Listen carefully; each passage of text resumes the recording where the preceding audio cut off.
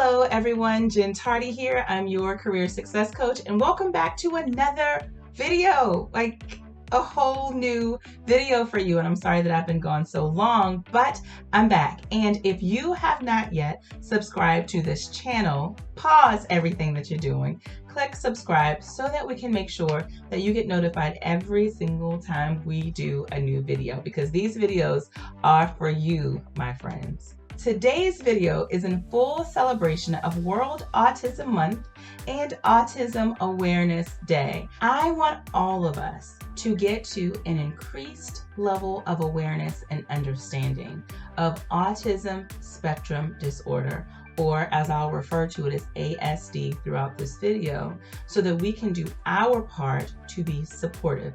And the best way that I know that I can give my support is through helping individuals with ASD to be able to navigate this pesky hiring process, right? And so this video is dedicated to you, or if you know someone who's been diagnosed with ASD. So please stick around and I'll see you on the other side.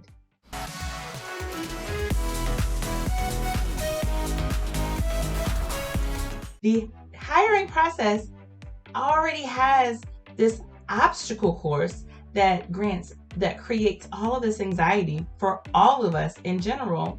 So imagine if there are challenges socially, the level of anxiety that's going to create as well too. And it is so unnecessary that this hiring process has this obstacle course for all of us. But here's what I want you to consider. I can imagine that the experience can likely be more anxiety prone for you. Now, have you ever felt the social anxiety that causes you to freeze up and be unable to think on the spot and ultimately be able to respond in ways that truly communicate your knowledge, your skills, and your abilities? That it allows you to truly be able to communicate the value that you can bring to an employer. If you have ASD, I'm here to tell you that there are positive tips that you can apply that can help you to showcase your knowledge, your skills, and your abilities with confidence. Here are 4 tips that I want to share with you today. Tip number 1, I really want you to practice role playing. Role playing will likely be one of the most effective ways to prepare for various types of interviewing situations. This exercise of repetition can help you to learn more about your own strengths and your own weaknesses. And when you learn more about you and how you show up, specifically in interviewing situations, it can help to create more ease in social situations so that you are better able to represent yourself. Tip number 2, disclosure. There are varying perspectives around what information you should disclose to an employer and when you should disclose information to an employer. Here are my thoughts on it. And I'll say this to you the same way that I would say to anyone. In an interview, if you require an accommodation in order to interview well, then yes, it is okay to seek an accommodation for the interview. Now, an accommodation could be that you would like them to send you the questions beforehand so that you are able to practice and prepare. An accommodation could be that you would rather have a phone conversation than being in person for at least the first round of interviews. And it's completely acceptable to request an accommodation that will help you to feel more comfortable and to interview as your best self. So it's important that you understand that. But whether or not you truly need an accommodation to show up as your best self or to interview well, it is okay for you to share beforehand your diagnosis of ASD.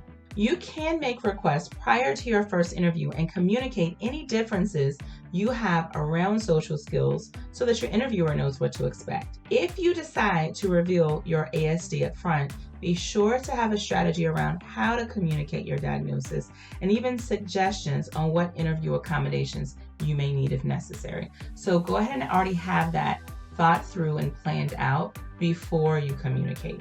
Tip number 3, it is completely acceptable to request interview logistics or knowledge beforehand. How long are interviews? What type of interviews will there be? Who's interviewing, meaning what level of person or job title will be interviewing me.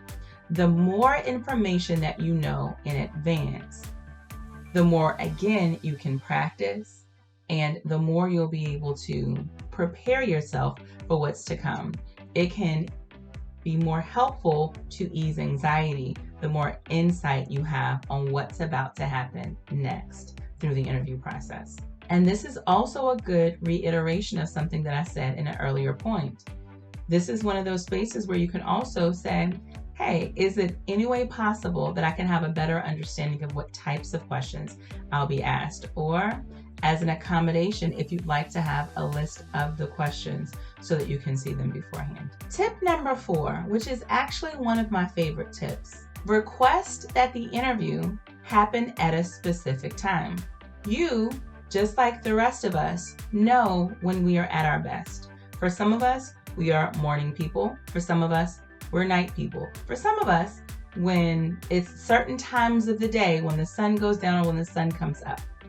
Understanding how you show up as your best self first, what times of the day, you can actually request a certain time of the day.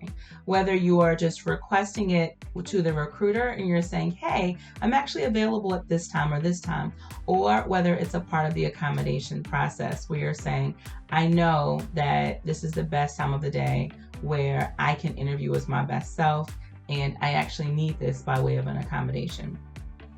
I know, for example, I'm a morning person. If you talk to me anytime after 3 p.m., it all goes downhill from there. It all goes downhill. But I know that about myself.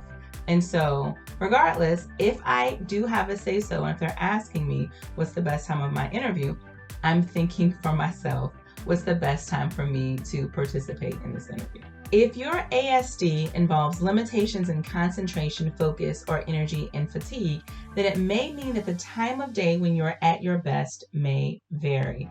Interviewing at the time of day you are at your optimum is a great idea, and it can give you the confidence and self-assurance that you need to be able to do your best. And here's a bonus tip for you. Establish a great support system. Going through the interview process, the hiring process is not easy. And just like all of us who are going through the hiring process, you will have ups and downs. And having a support system, people that you trust, who love you and you love them, it is a great idea to have that support system so that you're able to communicate with them, whether you're having highs or lows, because that's what this hiring process can do for you.